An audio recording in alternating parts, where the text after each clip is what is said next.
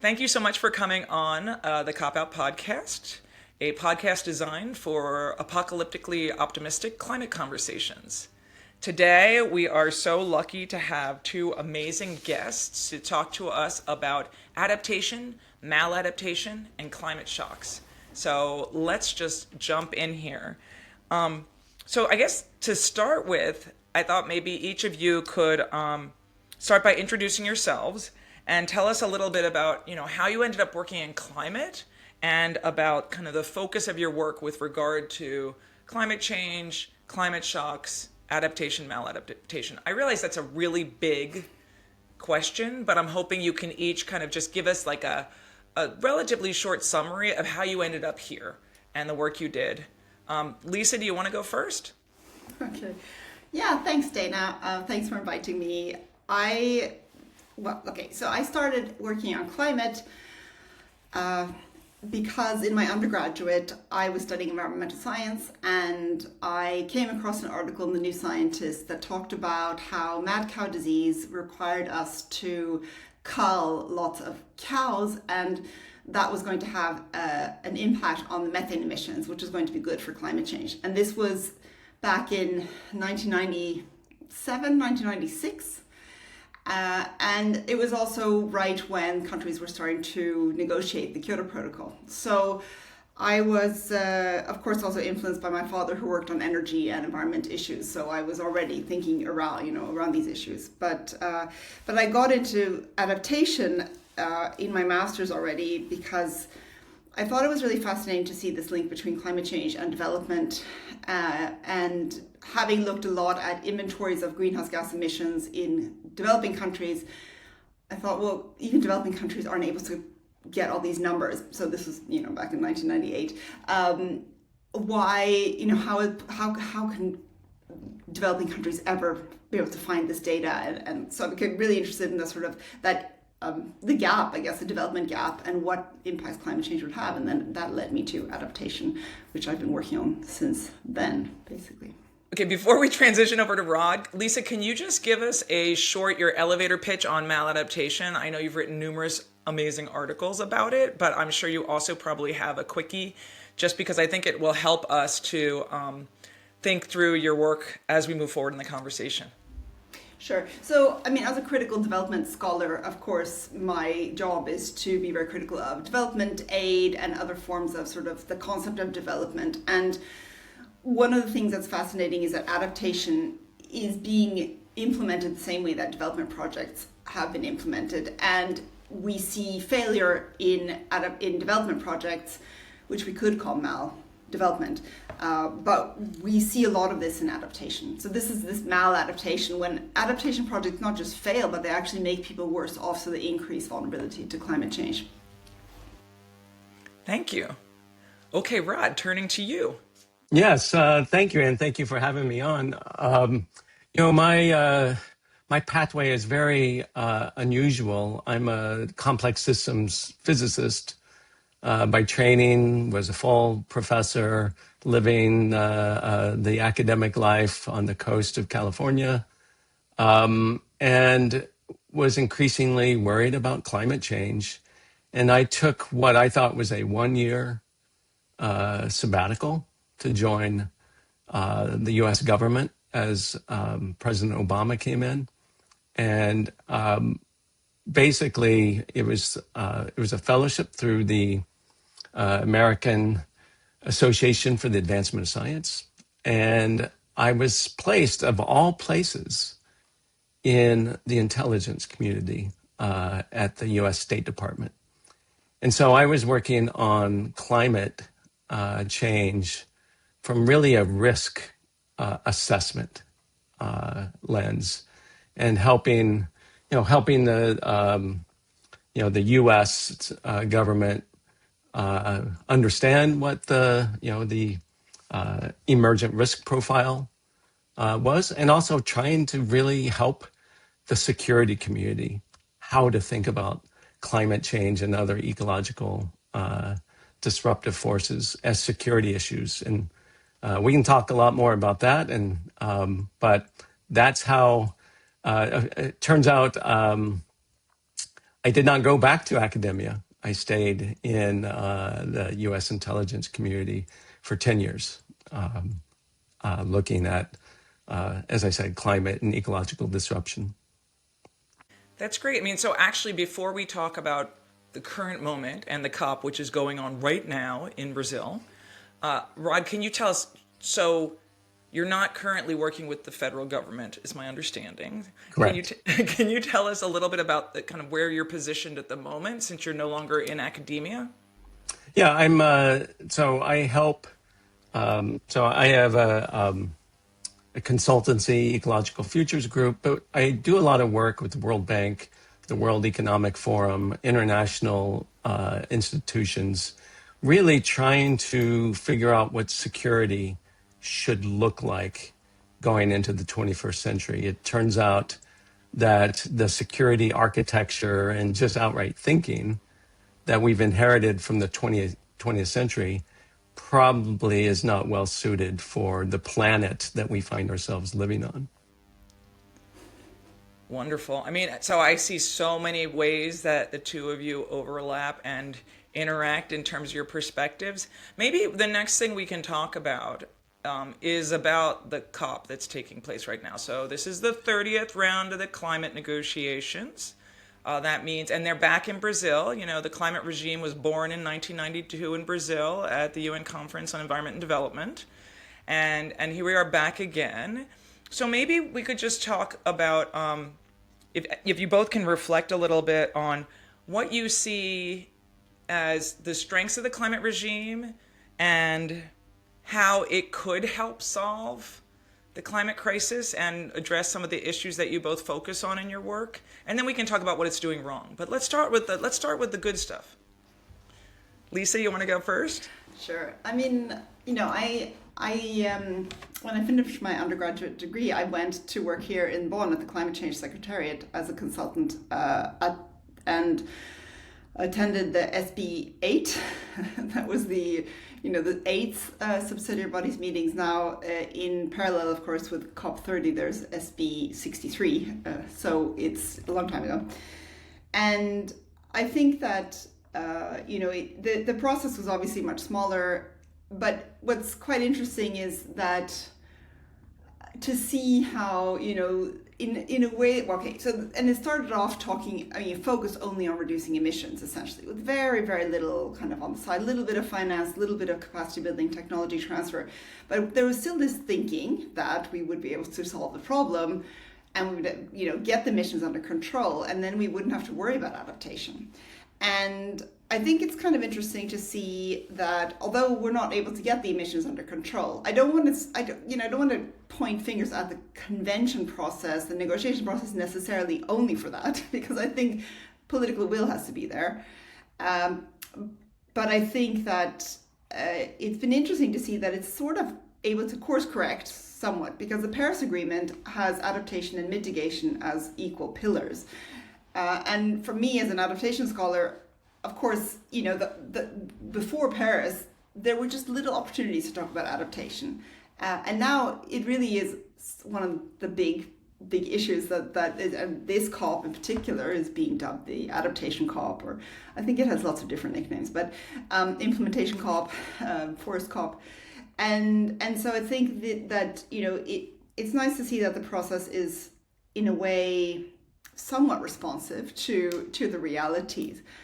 But I mean, I used to always say, people said, what has it achieved, this whole weird UN thing? I mean, awareness raising, I think, is one of the biggest things. I mean, the fact that people know what COP is, that you don't have to explain that any longer. I remember when we went to COP6 in The Hague, which was supposed to be a really breakthrough COP. And I remember every night we came back and we were turned on the news to hear if anything was mentioned. And towards the end, when things started to go really badly, finally they mentioned it. But it was, it's like, oh my God, they're mentioning it on BBC. This is, you can hear them talking about the COP. And so, in a sense, of course, climate change is worse as well. So we, people understand, think we need something. But I think that the COP has been important, or these processes have been important for raising awareness, and for also, of course, then making sure that countries come together at least twice a year to talk about the issues. Whether you agree with what they're talking about, it's so slow. It's way too slow. But I think that they are coming together. Even those who kind of just want to be there to fight, they're still coming together. Except for the U.S. in this case, of course. But so I guess those would be my two things. And it's managed to raise awareness. It's managed to kind of adjust itself. Oh, I guess it's three things. And then it's managed to somehow, it's still kind of, it forces people to sit at the same table to discuss the issues. All right, Rod. Good points on the climate regime and what it might be doing that's helpful over the past 30 years. Yeah, I would say like others on this call, I had a front row seat to watching the Paris Agreement become constructed. I think it remains one of the most important achievements in modern governance.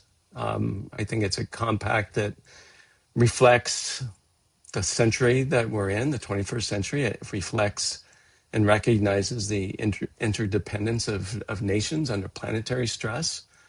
It does raise awareness. It does focus people a couple times a year. Arguably, the large one is the primary focus. And it is the architecture is still quite relevant, right? It is a bottom-up construction of what can countries bring to the table. I think it's a departure from the 20th century, top down. If you don't do this, then you're in breach. And some of this came about because of the realities of a dysfunctional United States government. But nonetheless, I think it, in of itself, the Paris Agreement is quite important. The next sentence would really be talking about, but, that the overall UNFCCC COP process that Paris Agreement is part of has, I would say, strayed from its inception. Yeah, and as we jump in there, let me just say some kind of some framing that might help the conversation. So as I mentioned before we got on, there have been some critiques that the COPOut podcast is shaming folks who are participating in the climate negotiations. And to be honest, I don't really see it that way. I think that there are some real challenges to the regime, which has become extremely performative. And initially, and as I mentioned earlier today, so I actually wrote about disenfranchisement in international climate and environmental policy making in 2004. I just saw the paper came out just about 20 years ago, 2 months ago. And in it, we talked about how the climate regime was one of the most transparent and equitable regimes that existed to deal with sustainable development at the time. Well, 20 years later, it no longer exists in that way. And these conferences of the parties have become so expansive, so inclusive enough that there is an OPEC pavilion. And that there was this report that just came out over the weekend from The Guardian about the number of fossil fuel executives and representatives that have been participating, and that number's gone up, up, up, up, up. Back when we all were at COP6, back in 2000 in The Hague, they all had to have their separate badges, right? They weren't even able to come in as fossil fuel executives. They had to be under some other umbrella. So the regime has changed quite substantially, and the question is whether these huge meetings in faraway places that involve bringing in people flying in from all over, there are a bunch of folks who are flying private jets there to have their photo opportunity, if any of that is valuable. I'm not saying that the entire process is a failure, but the question, for example, for me to fly there, the amount of carbon would not be worth it, because I think we're going to have more meaningful conversations here than sitting, having coffee outside the blue zone. So that's my perspective. But I'd love to hear your perspectives, because I know that it's a difficult and challenging point to make, but worth reflection, I think. I mean, I would argue that of course, the carbon emissions, and in this case, we're talking about a location that's very remote, that has required a lot of infrastructure to just even to kind of construct. The Climate Change Secretariat, who are helping, run the whole show, are living on a cruise ship. I think that, there's lots of very questionable ethics around sort of how can this be allowed to happen in the Amazon like this and potentially have very lasting environmental impact.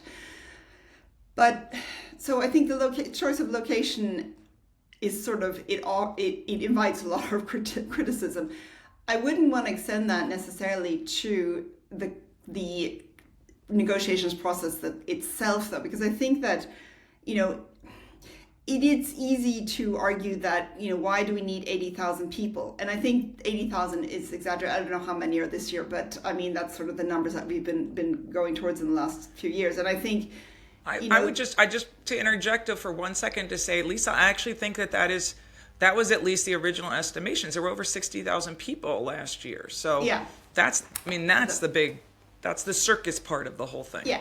So I do think that is too many people. On the other hand, I think that it's critical not to limit civil society organizations or civil society participation, because a lot of these people, even if they're coming from kind of global south countries that are very much affected by climate change, many of them are also removed from kind of reality and do not experience, because if they work for governments, they don't necessarily experience the kind of hardship that most of the people on the front lines are going to experience or are already experiencing.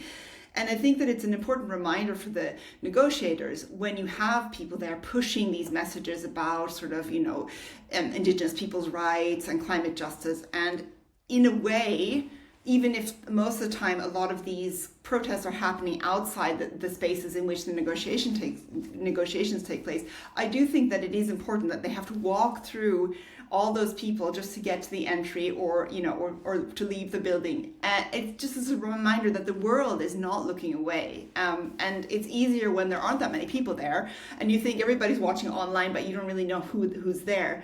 It's somehow easier to create a detachment from that. So in some ways, I think that pressure is really necessary. Now, if people are not there as activists and they're not there, trying to kind of push these messages, then I would ask, do we need to be there? I feel there's a lot of tourism as well. There's a lot of academics that go as, bring entire classes of students. And yes, it's probably eye-opening for the students, but actually, I don't know if that really makes a lot of sense. So I do have questions about kind of that type of participation, but I wouldn't want to see fewer, we need the activists there. We need that's a critical part of the process. I'll just add that on the first episode, we spoke with the executive director of This Is Zero Hour before she was on her way down to participate as an activist. And she was talking about the increasing policing of language that activists are going to be allowed to use in the Blue Zone this year. You should check out the clip there. I mean, it's outrageous the ways that they're not even allowed to use certain language or they'll lose their badges. And if the UNFCCC follows through on those kinds of threats, even though it's being inclusive in terms of allowing NGO observers to participate, but then they're allowed to participate with a gag on, that's really problematic. So, but I agree with everything that you were saying, Lisa. Rod, on to you. Yeah. Well, back, talking about the Paris Agreement, again, I think it is the thing that really is the center of attention. And I would say the Paris Agreement and a lot of the other things that negotiators focus on. It's great. But, and just hopping off of what we just said, it's the UNFCCC process itself that has become distorted. I would say it's a event culture. It's a sprawling event culture that I think substitutes performance over progress. the way I look at it, I go right back to, well, what are we talking about? We're talking about the temperature of the planet increasing and all of the downstream effects of that. So, from that perspective, I think talking about it, treating it as this environmental treaty is not the right take. If you take planetary stabilization seriously, then we should talk about this whole process as one that enhances the collective security of everyone. So I have been arguing the Paris Agreement is a security agreement.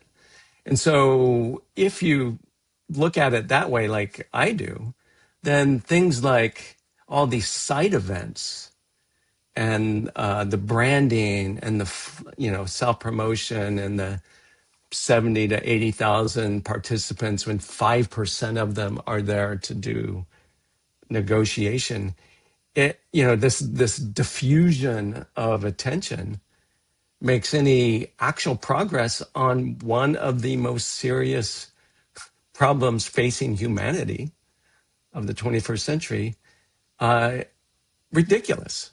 So it's, I would say the COP, and by the way, the UNFCCC is responsible for who gets to go, right? And so we shouldn't forget, yes, Paris was done under the UNFCCC, but they also, have largely been responsible for, I would say, a corporate capture of the process. It's I think that paper, the Guardian story on Friday, which we've been seeing for years, but just some of the numbers, like 5,000 fossil fuel lobbyists attended the recent COPs, and so if you again don't look at it as an environmental treaty, it's really about governance of risk.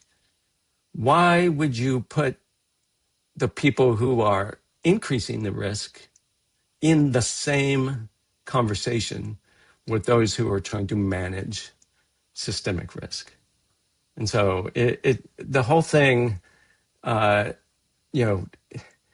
has lost its focus, I think. And so the result, I think, and you always hesitate to say these things that are attacking or at least questioning things like the UNFCCC, because of course there's a whole industry of climate denialism who's ready to pounce on anything that you say like this. But it just seems like we are in a legitimacy crisis.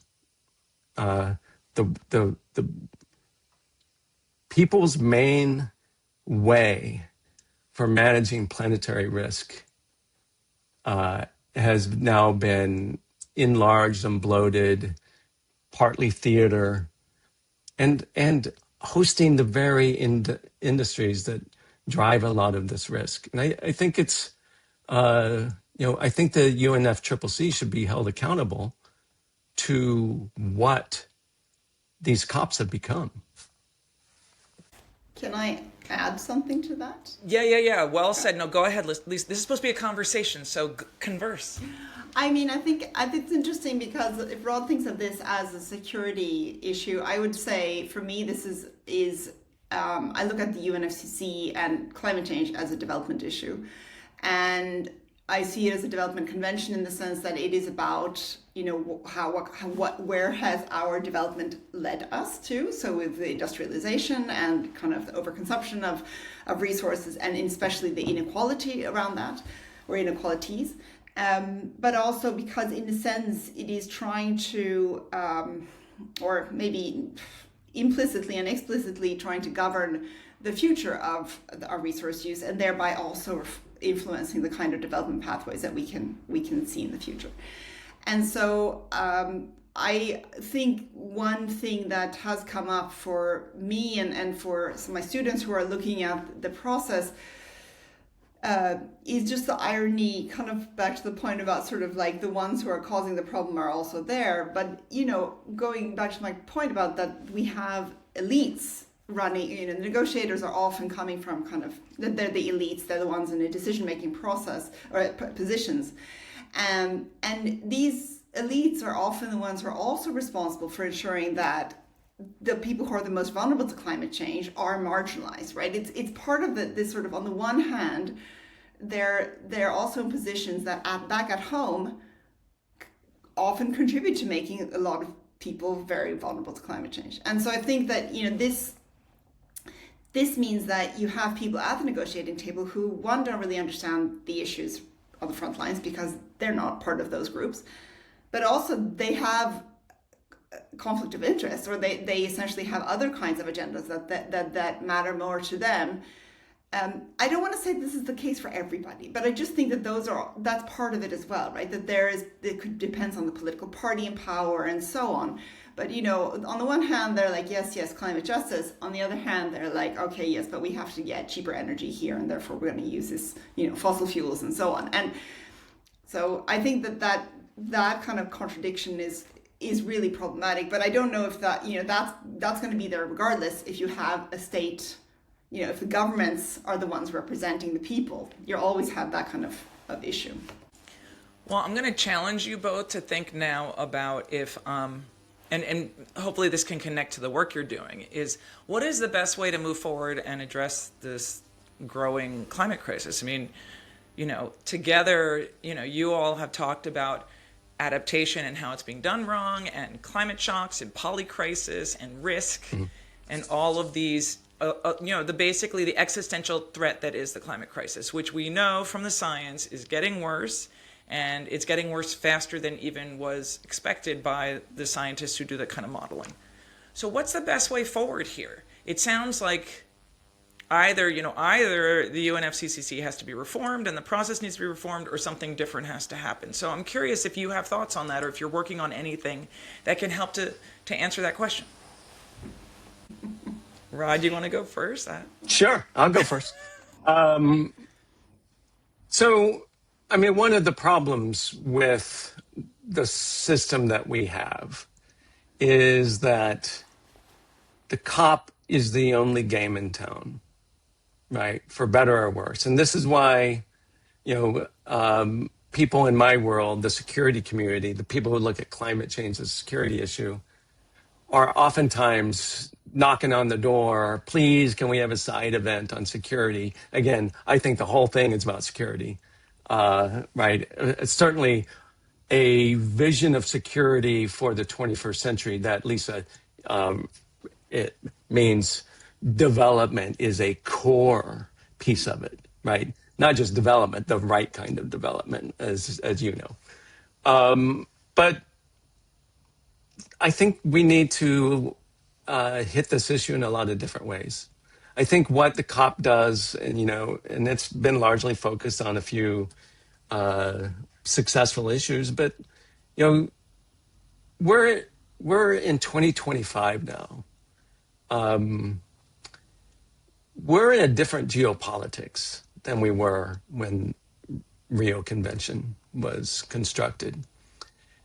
And what kind of system do we have that is so vulnerable when one large country pulls out, right? That's not a very, very resilient institution to begin with. And so you sort of, I think, have to have different kinds of associations, like-minded parties, getting progress where you can take it. But going towards the second thing that you asked, we need to, again, this is a serious issue. This is potentially catastrophic for a large number of people on the planet. And so little tweaks here and there aren't going to cut it. And Dana, your issue about things being very performative, well, that's in an attention economy, that's where, a lot of interests lead to. But what I'm trying to do with others on a solo mission is to adjust the very notion of security and modernize it for the 21st century. So we recognize that things like peace and security are unattainable without ecological stability. So when you're working on ecological stability, really working on it, you're also, in one sense, working towards a more peaceful world, right? And so the world that I inhabit, right, the security community, sometimes they get credit for being practical and not ideological. And you can hear arguments, oh, the military accepts climate change, but do they? Right? Do they really? I mean, they say the right things at the right times, but if you look at how the org charts are printed, there's not a lot of things happening in the defense community, my former intelligence community, and if you really internalize what the 21st century trajectory looks like, we are so far behind in taking this issue seriously, meaning not just the environmental diplomats and not just the environmental scientists or even the scientists like myself or other people. The major function of a government is security. And if you don't engage them on that topic, then it will be treated arguably as an add-on to the more important stuff that they do. And so, for me, this is not messaging or the right communication strategy. It's like a really foundational, how do you interpret the changing Earth systems on the planet and how it affects people? I think if in a previous or a few years ago, I might have said that, they're back to the point about that this is kind of the only game in town or the only show in town or the only circus in town. I would probably have said, there are other places in the multilateral system where we could actually address the real issues, right? Like, why are people so vulnerable to climate change? And how can we ensure that it is profitable to stop using fossil fuels, and profitable to protect the environment and so on? And also, I guess, linked with the security issues, although that would not have been my top of my mind. But I think that now it's hard to know, like, what could be an alternative, because I don't know if if we were to say, well, this should go back to, the big discussions around development aid, or it should go back to the WTO and talk about kind of trade, and it should go back on that kind of, that level, G7 or, G20. I don't know if that, there seems to be no logic any longer in the way that countries are acting. And at least we know one responsible orange-headed person who, for that. But there are also others. I mean, I don't think that, just Trump is responsible for this kind of thing. So I think there is just a gap. Like, where would we kind of put these big discussions, these fundamental discussions? And I think it also comes down to this question about, like, I wouldn't say empathy, but it is really about sort of what do we want in the end here? And obviously the we's who have a lot of power don't really care about everybody else, right? And I think if we had more empathy and if we actually cared about the most marginalized people, then we would have done something. And I mean, I always tell my students that, if the ones who emitted all the the greenhouse gases were also the ones who were the most affected, then we would have solved the problem by now. Because, it's just, there's just power imbalance is incredible. So, I mean, I don't think I have any kind of thoughts, but I used to think that adaptation belonged in the discussion that was around development more, because adaptation is there to address all these problems that people are vulnerable to climate change. And people are vulnerable to climate change not because of climate change, but because of structural inequalities, because of the way societies are set up, socially constructed notions of gender, of ethnicity, and so on. So, if we could address inequalities, we could address racism, we could address these really kind of big issues, then we would have a lot less vulnerability to climate change, and we would then also need less adaptation to climate change, I think. But where do we talk about these things these days? It's academics sitting in a podcast talking about it. I mean, I honestly don't think that there is a real place where these things get addressed to the point where there can actually be action taken also by those countries who are responsible for, actors, I should say, not just countries, actors who are responsible for causing the problems in the first place. Can I jump in? I agree with all of those comments. The one thing that strikes me is, well, actually two things, right? The current U.S. administration is just awful on climate change. I mean, and it's even worse than that. I mean, it's supporting a economic system and a governance system that has outlived, its purpose. It's really buckling, but it is buckling. You can see it here and there, right? And so I think what we need to do collectively is, as Dana points out, there are more and more victims, more and more systems being hit all the time, being not just the vulnerable, the unlucky also. That there comes a moment where things that didn't seem possible become possible, right? And so that almost demands that those of us who think about this, well, what should things look like, right? Not how do we tweak the system now? Because again, our current system, our current administration is terrible, but the 10 administrations before that were pretty incremental on, I mean, 10's an exaggeration, but incrementalism is a pathway to failure as well, right? And so what should nations and societies and people and institutions do when the moment presents itself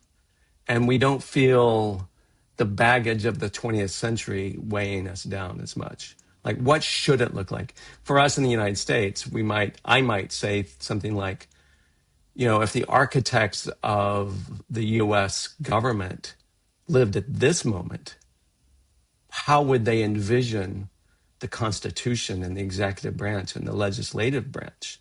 What should it look like on the planet that we're on, right? The planet that, from the 1800s, 1900s is gone. That planet doesn't exist anymore. We're on a new planet that requires new ways of planetary thinking. And that's what these discussions are more than three academics. They're three people imagining what we should be doing. And it's super important that we engage the rest of the population in doing this. Well, you want to talk, Lisa? You can talk. It's a conversation. Go ahead. And I'm sure that this is also in Rod's head, but I mean, very explicitly, of course, we have to keep in mind the power imbalances, right? So that some people are already talking a lot, and others who just aren't invited into the spaces have a lot that they would like to say too, but they just don't get the opportunities. Absolutely. I mean, so that you all basically telegraphed into what my next question was going to be. I mean, I've been spending a lot of time thinking about what do we do when these windows of opportunity open, which is what you were talking about there, Rod. And also, how do we encourage the type of changes that are really systemic changes that we know are needed, that the research very clearly says are needed, given the reliance on either incrementalism or, in some cases, when power makes it possible, denial. And that's basically where we are in the United States right now. In other countries too, but we're seeing it a lot here. And one of the things that I've thought a lot about is how communities can push up. So we have, we talk about Paris Agreement as bottom up, but there's a lot of bottom below that, and thinking really about kind of grassroots up in ways that then can empower frontline communities and less privileged folks to have more of a say in determining the future. It's really, that structure is really very conflicting with this multilateralism and regimes as we envision it now. But I was going to just, push you all to think about what you envision could be a future that would work better to address these issues that you both focus on so much in your work, if that's okay. It's just a little question. Yeah, I was just going to say, I mean, I guess this is a core part of, I'm assuming also what Rod spent a lot of time thinking about. I mean, just like me, how can you, because I mean, especially like you, Dana, I'm teaching, and I have to think a little bit also about how do we convey these messages to students without getting them just like running out the door and feeling depressed, because it's tough. And when we come here and say, 30 years and, look where we are, increased emissions, and yet 30 years ago, we had this, no, I guess it's 31 actually, but we had this convention, and everybody was really excited about it, and it's such an urgent issue, yet 30 years later we're increasing our emissions instead of reducing them. I think that it can come across as being very, very, you lose hope if you think about this, but I think that, from my perspective, there are a couple of lower hanging fruits. I mean, I think we picked the lowest hanging fruit already, but it's the lower hanging fruit that have more to do with this alignment between adaptation, mitigation, and then also development. And I think that I'm setting myself up for saying that this is in some ways what we try to talk about in the IPCC 6th Assessment Report, in the concept of climate resilient development and climate resilient development pathways.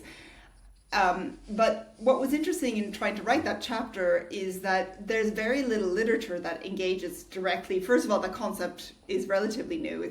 There's more publications now, but there's very little literature that is engaging directly with all three of those things at the same time. That is directly sort of, trying to talk about climate change. So you can kind of abstractly connect maybe adaptation, water management, or like rethinking crops and reducing emissions from crops, but then somehow you get lost in like, well, what does that mean for better development in the future? And ultimately, I mean, the way I kind of organized this in my head was to say, well, I mean, we know that we need somehow to we need low carbon development. We absolutely can't have the continued high, we need to have reduced emissions in the future, or now actually, and in the future. But we also have a bunch, we're committed to a certain amount of climate change already. So we can't just forget adaptation, we have to address adaptation. But the real problem is that you have this big gap in the development, right? And so that all of these things have to also take into account the fact that we want development to, however you want to think of it. I'd rather not think of development necessarily as growth, but development as the betterment of people's lives, of increased well-being, so on. I mean, if we were sort of just touching on the kind of the basics and the sustainable development goals. So, I mean, I think, how to do all these three things at the same time. And I think that if we look at this in that kind of, those three things at the same time, we have to keep all of them in our hands at the same time in order to be able to do this. And what we're seeing instead is this kind of siloed approaches that end up just not, they're incremental, if you want. And that, I think, is one way forward could be to have that much more kind of holistic perspective. And so from my perspective, and I thought that was a great answer, I'm going to look at it in terms of risk governance and risk assessment. And so, when I worked in the intelligence community, I got questions from the White House in terms of planetary risk, and we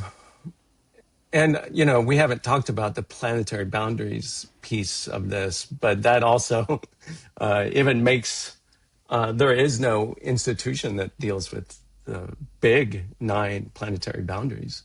I don't think UNFCCC is set up to do any of that.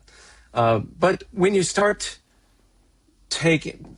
really looking at how it affects people, you can make these broad brush statements about heat waves and disease patterns and et cetera.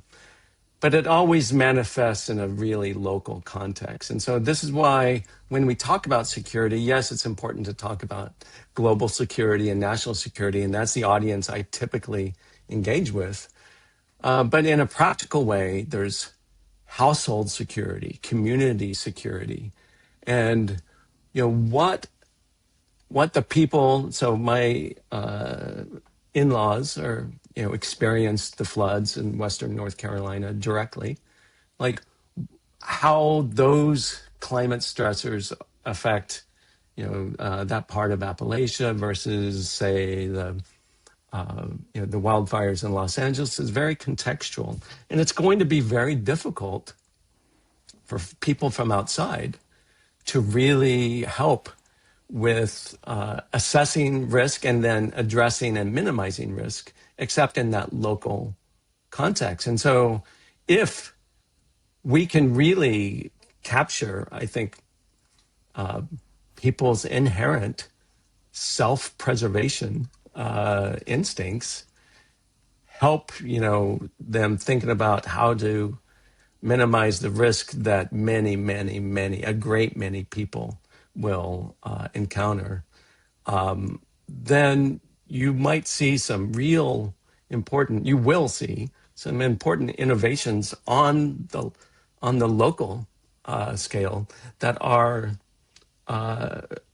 possibly transferable to other parts of the world, right? And so this bottom up approach, because everyone's experience will be slightly different, but there are big swaths of regional risk that I think could make for something quite important to be articulated. And I think one of the challenges that we have, and it's still amazing to me, is how we systemically underestimate the risk. Just even 30 years later, even, you walk out, you even talk to people in the scientific world, they still do not really articulate climate stress in the way that a lot of people will feel, right? It gets communicated in a overly arching way instead of, well, you guys might be climate migrants here in the United States, right? Like I find people talking about climate migration and climate stress as something that happens elsewhere. But everyone listening to this podcast can, and some will, be, victims of climate stress. Well, I think that's a great way to lead to the final question before we wrap up here. I think, well, you all have given so much to think about, and I think that there are really interesting ways to think about how decision makers could refocus their efforts to think about communities and those that are facing climate stresses and helping with recovery, response, resilience. And it seems like there could be a way that a multilateral regime could play a very important role in helping to connect those who are similarly affected, because I think that that's part of the challenges, is this very differential ways that the climate crisis is affecting different communities in different parts of the world, and also just different geographies. So I guess the final thing, which is not to end on a a negative note, but still I kind of feel like we have to end here, which is just to say, so we've talked about what we're working on, what you all see as kind of where we need to go. What do you think we're going to get out of COP30? That's my final question to you. What do you predict? We are, there are there are like 9 days left, right? I mean, they usually go over, there'll be like an emergency final session to consider discussing fossil fuels and then get rid of it last minute. Maybe promise funding that doesn't come through for developmental assessment or developmental support and et cetera. So what do you each expect? Well, that's the big question. Right, it's an adaptation COP in a sense. So I'm expecting that they will probably adopt these global goal on adaptation indicators. So this set of 100 indicators that are supposed to essentially be used to measure whether adaptation funding is being used correctly. I mean, it's not necessarily indicators to see whether people's resilience is being built, but it's about assessing whether funding is there. And I assume that there will be another big push on funding because even, as you said, it might not end up in anybody's pocket, but it's sort of, that's always a big issue. I think that there are other fundamental issues that are also around kind of these marginalized groups. So there's a discussion about Afro-descendants and whether they should be called out a specific group in the negotiations process and as a kind of marginalized or vulnerable groups. There's a gender action plan that's up for discussion that also has a lot of hiccups in it around kind of very, in some ways, going backwards on a lot of issues around mainstreaming on gender in the language. But I mean, I guess what I probably would say is that, even if the funding doesn't come through, there is, I was at the Adaptation Futures Conference a few weeks ago. That is a series that's kind of the big conference on adaptation research and practice. And I have to say, I'm usually very critical and skeptical of everything like that, but I was really impressed at how many people are doing fascinating community, grassroots work, how many places have been affected, and it is often this window of opportunity, people are affected, climate change comes to the doorstep, or even just an extreme event, and people realize, oh, we have to do something. I think, it's happening, but there are limitations to how much people can do without funding. So I do think that, if there's going to be any success, I think all the other stuff in the UNFC probably doesn't matter that much, but the funding is critical because if countries don't have, and let's just say it's not the limit to adaptation. There's a lot of problems with adaptation, maladaptation, for example. It's just it can be very colonial, it can be very top down, it can be not at all aligned with what people really want. Adaptation is, there's this discussion about the private sector's role in adaptation, which I really struggle with because I actually don't think that the private sector can see where they can gain anything, and I don't know why they would, unless it's corporate social responsibility and feel good money, it shouldn't be about making money because it's about saving lives and livelihoods. But I think that if the COP ends with no agreement on additional funding, then that's going to be a really big problem. So hopefully it will, to be a success, it needs to have additional funding promised, because once it's been promised, then even if it's there is a space for countries to push those who are supposed to be funding and say, you promised us this money. So that to me that would be a success, and everything else is okay. It doesn't need to happen. Yeah, I would agree. I think there's going to be a stronger finance signal at this COP. I think it will be in the form of commitments, and there's something important to that. I also think that there's probably going to be something. We'll see how concrete it is on early warning. There was a early prioritization of early warnings for all as a key axis on which some groups were going to push for something that was implementable. We'll see. I think because of its location, I think there's going to be a greater emphasis on nature and forests and tropical ecosystems. And I think that's quite welcome. It signals a change of leadership in the host country, which I applaud. And then just kind of a side note, I haven't thought it through fully, but let me just throw it out there. There's quite a bit of press here in Washington, D.C. about the United States being absent. And I wonder if that isn't, in some cases at least, a good thing, right? The United States as a saboteur is not a good thing. And so you can envision that a lot of good discussions and maybe even some early commitments can happen, with the United States not at the leaders' table. Well, thank you both for this extremely thoughtful conversation.